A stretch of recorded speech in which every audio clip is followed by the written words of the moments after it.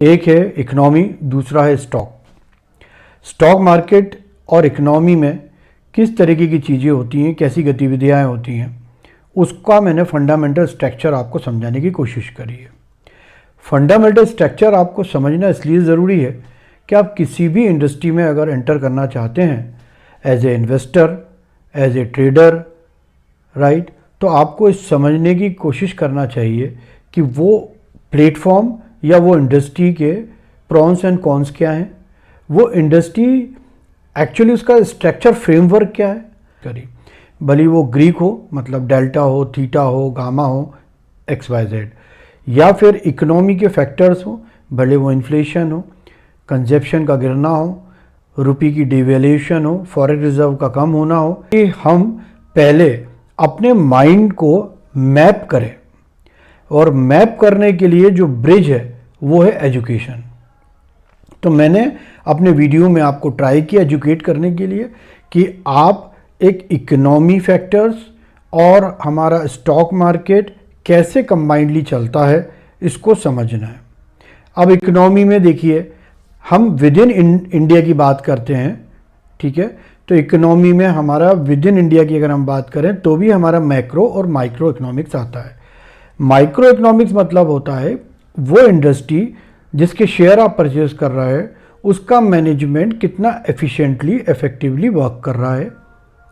दूसरा है macro level, जब वो अपनी रिपोर्ट्स को आउट करता है या उसके जो कंट्री में डेवलपमेंट हो रहे हैं उसका जो इन्फ्लुएंस है, भले रेगुलेटरी बॉडी के कोई चेंजेस हो या कोई अनाउंसमेंट हो या कोई पॉलिटिकल डिस्टर्बेंस हो या कोई कैलेमिटी हो या कोई एक्सीडेंट हो, इनके इम्पैक्ट उस सेक्टर पे या उस इंडस्ट्री पे क्या पड़ते हैं, या उनके रिजल्ट से हम जो एनालिसिस करते हैं उससे हमें आइडिया लगता है कि ये इंडस्ट्री कहाँ जा रही है और कैसे जा रही है।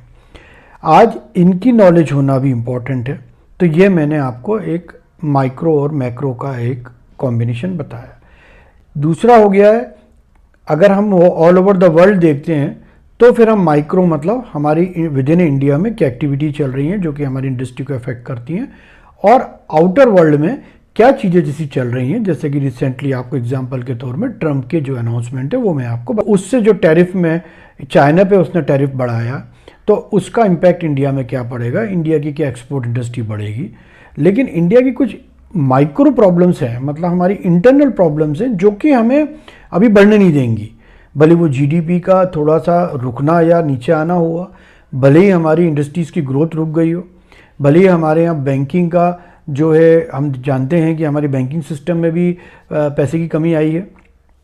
हमारा इन्फ्लेशन अभी 2 महीने 3 महीने पहले बहुत बड़ा था, उसने जो डेंट दिया उससे बाहर आना इतनी जल्दी आसान नहीं है। राइट टाइम पे अगर उसको चेक किया जाता तो बात अलग होती। तो ऐसे कई फैक्टर्स हैं जो मैंने अपने लेक्चर में आपको समझाने की कोशिश की है। ये कि भाई हम किसी प्लेटफॉर्म पे घुसना चाह रहे हैं, बिजनेस करना चाह रहे हैं। देखिए, ये तो आपको पता ही है कि हम अगर मान के चलिए ऑप्शन ट्रेडिंग करते हैं तो वो इनकम टैक्स के हिसाब से इनकम फ्रॉम बिजनेस में प्रोफेशन पे जाती है।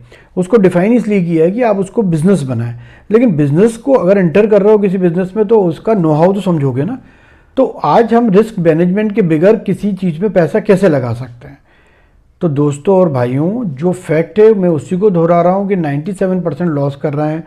आप बिना समझे एंटर मत कीजिए, आप मेरे साथ चलिए और अपना माइंड को मैप कीजिए कि भाई आपका माइंड मैप हो जाए कि जो हम अगर स्क्रीन में देख रहे हैं, कोई भी ट्रेंड हम देख रहे हैं स्क्रीन में, भले वो हम चार्ट से रिलेट करें, चार्ट के फंडामेंटल्स को समझें, भले ही हम उसके टेक्निकल फंडामेंटल ग्रीक को समझें, ठीक है, भले ही हम इंडस्ट्री का जो चर्न आ रहा है कि इस इंडस्ट्री से उस इंडस्ट्री में स्विच करने की बात करें, हम सब चीज़ को नॉलेज में रखें, लेकिन बेसिक फंडामेंटल समझें कि उसमें सेलर और बायर होता है। राइट। दूसरा, FIIs का निकलना एक अपने आप में एक खतरे का अलार्म है यार। मतलब हम ये कहें कि जहाँ पे कंपटीशन ना हो वहाँ पे हम बायसनेस को एक्सपेक्ट करते हैं कि मतलब वहाँ कोई गलत काम हो सकता है। जहाँ पे डिस्क्लोजर्स ना हो, बिल्कुल ओपनली चीज़ें ना चलें, वहाँ पे भी कहीं ना कहीं खतरा हो सकता है। तो ये सब रिस्क मैनेजमेंट की बातें हैं। तो अगर FIIs इतने निकल गए और इंडियंस इतने आ गए हैं तो इंडिया के विद इन इंडिया में अगर सिर्फ इंडियंस ही इसको मार्केट को पसंद करेंगे तो कहीं ना कहीं कुछ गड़बड़ हो सकती है। तो कहीं ना कहीं हमें इंटरनेशनल लोगों की ज़रूरत है जो कि इसको अपने नज़रिए से देखें इंडियन मार्केट को और अपना एक्सप्लेनेशन दें, जो कि हम पढ़ें, जो कि आज भी बड़े बड़े इन्वेस्टर पढ़ते हैं। दूसरा, भाई देखिए, जो लोग बड़े बड़े लेवल पे बैठे हैं म्यूचुअल फंड इंडस्ट्री में या बड़े बड़े HNI बैठे हैं, HNI मतलब होता है कि जो हाईली नेटवर्थ लेके इन्वेस्ट करते हैं इंडिया में, इंडियंस ही, राइट। और FIs मतलब आपको सबको पता है कि फॉरेन इंस्टीट्यूशनल इन्वेस्टर्स होते हैं, और एक होता है DIAs जिसका काम होता है, जो बड़ी बड़ी कंपनियों के पास पैसा है, जो कि फंड पे ही डील करते हैं, वो अपना पैसा इक्विटी मार्केट में लगाते हैं। तो ये जितने कंसल्टेंट हैं, जितने स्पीकर्स हैं, ये कभी भी इंडियन मार्केट को, इंडियन इकोनॉमी को क्रिटिसाइज नहीं करेंगे, क्योंकि इनको ये अगर आपको मोटिवेट नहीं करेंगे तो आप लोग उससे जुड़ेंगे कैसे, और जुड़ना भी ज़रूरी है। मैं भी यही आपको रिकमेंड करूंगा कि आप जुड़े रहिए। लेकिन ये क्या है कि हम ऑप्शन ट्रेडिंग में जाते हैं, फ्यूचर ऑप्शन में जाते हैं और इतना लॉस कर लेते हैं। तो ये फंडामेंटल मैं आपको बार बार दोहरा इसलिए रहा हूँ कि आप अपने माइंड को मैप करें। जो स्क्रीन में आप देख रहे हैं, जो स्टॉक मार्केट में आप देख रहे हैं, जो शेयर का बढ़ना और घटना आप देख रहे हैं, इन सबको एक फंडामेंटल चीज़ों से आप कनेक्ट करें। मेरे पिछले वीडियो पे जाके आप समझें कि मैं क्या समझाना चाहता हूं, और उसमें नॉलेज के लिए बहुत सारे वीडियोस और भी हैं, आप नॉलेजेबल वीडियोस देखिए। आपके पास शॉर्टकट नहीं है इस इंडस्ट्री में पैसा बनाने का, ये एक लॉन्ग कट है, एक लॉन्ग प्रोसेस है, और इसके अंदर इतनी सारी चीज़ें हैं कि आप समझते समझते थक जाएंगे।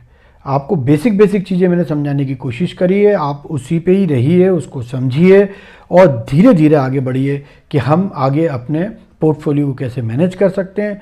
हम ट्रेडिंग में, अगर हम ऑप्शन ट्रेडिंग में जाना चाहते हैं तो कितना हम रिस्क लें और किस तरीके से सिक्योर्ड होकर हम ट्रेडिंग में भी प्रॉफिट कमाएं। मेरी उम्मीद है कि हिंदुस्तान का ट्रेडर बाहर के ट्रेडर की तरह ये 3% जो प्रॉफिट है लोगों का, 3% लोगों का जो प्रॉफिट है, उस प्रॉफिट में हम 3% नहीं, हम कम से कम 10 से 15% लोग प्रॉफिट में जाएं, ऐसी मैं कल्पना करता हूं, आशा करता हूं। जय हिंद, नमस्कार, thank you so much to here. को सब्सक्राइब करिए, शेयर करिए